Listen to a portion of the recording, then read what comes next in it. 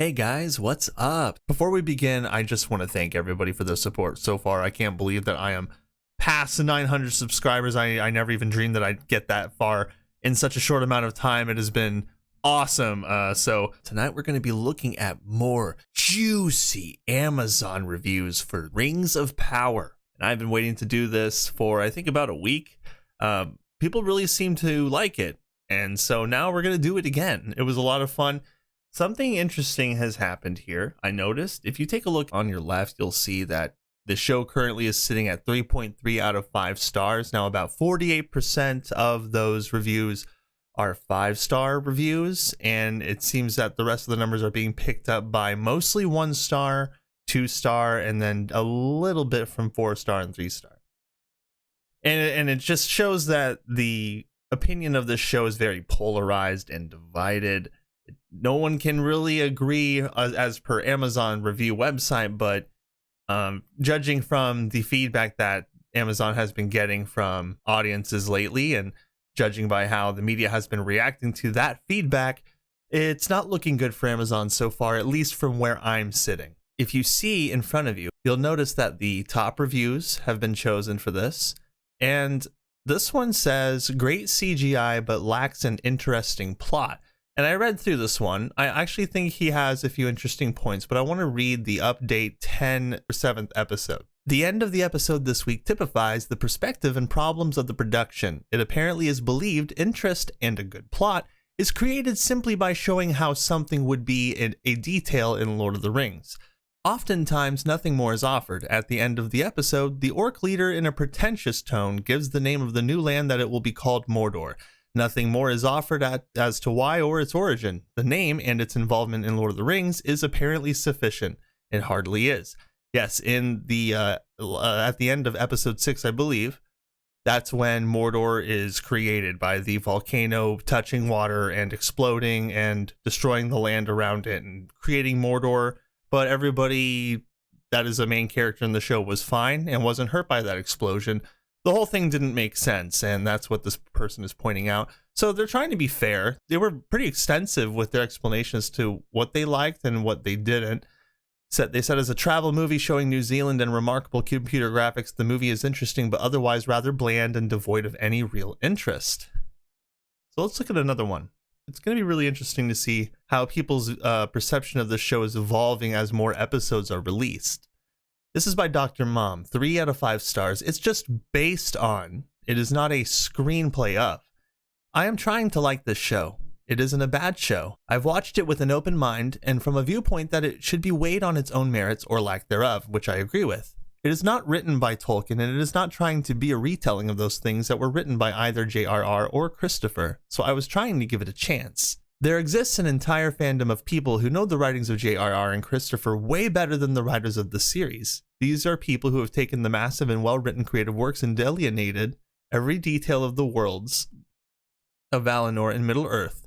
These are the people who are most upset by this series, I am sure. Well, it's not really true. The series is not written to try to present what would fit into those worlds. To be honest, even the writings of J.R.R. and Christopher have many discrepancies to work out when they are pieced together from the many notes. I mean, that's great, but I'd like to see some of those so I can discuss them. So I must put all these notes down when I evaluate the worth of this series. Okay, I've only seen the first 5 episodes. Episode 4, wow, you need to watch episode 6 and 7 then. Those are real bangers, let me tell you. Episode 4 set off a few red flags, but episode 5 has shot up a major error. It shot up like a bunch of cocaine, apparently. That the whole episode is just one big crack fest. In episode 1, the writers have swims from the outskirts of Amon to Numenor, and that's bizarre, blah, blah, blah, blah.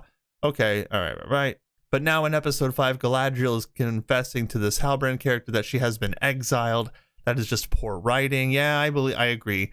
Let's go to another one. Slow by Brooklyn CPA. After most of episode 6, first the likes, gorgeous scenery, great costumes, the dwarves add comic relief, might have been a good story if the action moved along at a faster pace.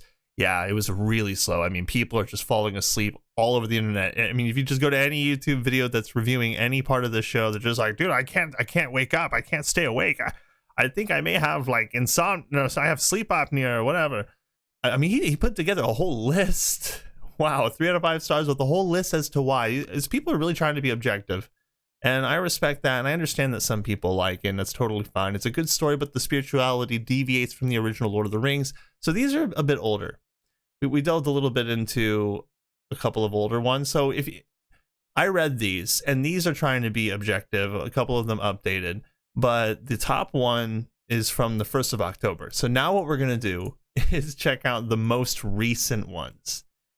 And these are from actually today. There's a few from today and a few from yesterday that I'm going to read. This one's from today. Michael Ransom. This is my 4th attempt at leaving a review. 4 times now you refuse to accept my review. So this is someone who claims to have been posting a review so many times. He's not the only one. Then we have Gerda K. This show is very bad. This show is very bad. Even if you disconnect Tolkien's lore from it, it has terrible dialogue. Totally illogical with the timeline, fast travel, teleportation. Amazon has lost credibility. They keep removing my review. I will keep coming back. Now I know the review system is not trustworthy. That's pretty bizarre there. MJH, 4th review. Amazon deletes reviews they do not like because they wasted $1 billion on a flop. Trash and not worth your time. Ooh. What about Tim? This was on October 9th, yesterday. Another review deleted by Amazon's damage control team. We all know what's going on by now. Caleb Tennyson. Little to offer in terms of building Tolkien's universe. Finally, someone who actually got their viewpoint in, right? Bad robot alumni take on Tolkien's work. Or maybe I should say from Tolkien, the only carryover into this universe is a few names and the appearance of the Hobbit trilogy. The story is a contrived mess meant to give light to issues in 2020's America and not much into the themes and philosophy of Tolkien wanted to convey to his readers. Please don't hate watch, just ignore. And, that's a fair point. But, everybody has their own reasons for doing whatever they feel they need to do with this show. I understand. Not everybody's going to agree. I have a lot of respect for this review, though, because this guy just tells it how it is. He's like, it's today's politics just being injected in the show. Just don't watch it. And just don't give them review time. And I think that's great advice. Amazon customer. Fair, but a bit clunky. Casting obviously not great in all instances, but at least Galadriel is played by a capable actress that almost saves it. Ooh, I'm not sure I agree with that one. I mean, Look, if I'm looking at this from a completely objective viewpoint, what kind of amazing acting does she do? Exactly.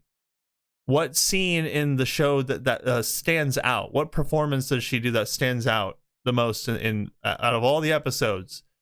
Because I never saw any serious amazing acting. I just saw her doing the same thing in every scene, just straight-faced, angry. And it's not, I really try to look for the moments where she's happy and excited and you're just like, oh, wow, that was a great performance. Did you see how amazing she was in that scene? She really stole the show. I've never said that or thought that. And anybody that I've talked to about it has not thought that either. They're just like, anybody who actually likes the show that tells me they like it, like, oh, I think your criticism isn't very fair of it. I'm like, okay, well, what's your favorite part about Galadriel? And they're like, well, that she's strong. And she's an elf. I'm like, okay, well, I guess. Biggest problem is with the writing and directing. It's okay for a TV series, but with the money they spent and the great production values they managed to achieve, it's clunky, especially compared to the original trilogy. The jumping between locations in the first few episodes continuously kills the momentum. The production value deserves a star on its own, and the fact that it convinces you it's Middle-earth deserves another star, but one can only hope for better writing and directing in the next seasons. Episodes 6 and 7 were better, so perhaps they are finding their way, but they need to up it consistently to become a 4 out of 5 show. Fair criticism, and I haven't completely given up on it, and that's fine. This one's a little bit more harsh. Amazon Buyer 175. Terrible characters, no thrills. I just hate these characters, every single one. Look at other hero movies, other sword and fantasy movies. What made them great? The characters. We love a band of brothers fighting for a cause. We loved the Vikings in the 13th Warrior and the Spartans in the 300. There isn't a single character in Rings of Power that is inspiring or aspirational. Not one, I agree. They are weak and foolish looking. Watch this series and then name your favorite character. You won't be able to. There aren't any heroes. And while I think that there are people that will name probably Galadriel as their favorite character, I personally cannot see anything inspiring or aspirational about any of them so far. Although if any of you guys think that I may be wrong on that one. Please explain why. I'd love to hear your thoughts. And then we'll read this last one. Tedious and with poor writing, fans of Tolkien's works will be sorely disappointed. Tedious with poor writing, fans of Tolkien's work will be sorely disappointed. Each episode is worse than the last. It's just title and then just like copy paste and this one's more disappointing than the last one. Yeah. All right. Good review. Yeah. That's amazing. Guys, I just want to let you all know that I appreciate all of the support that you guys have been giving me. It's been so exciting just seeing so many people watching the stuff that I'm making, and I'm so glad that everybody enjoyed my episode 7 review for The Rings of Power. I'm finding my creative footing in this world, and it's been such a blast, and I enjoy entertaining people, and I enjoy doing it for you guys, and just learning about myself and what I can do with all of the amazing technology at my disposal. So I hope you all have a beautiful day. Like and share this video, subscribe, click that notification bell, and I will see you all next time.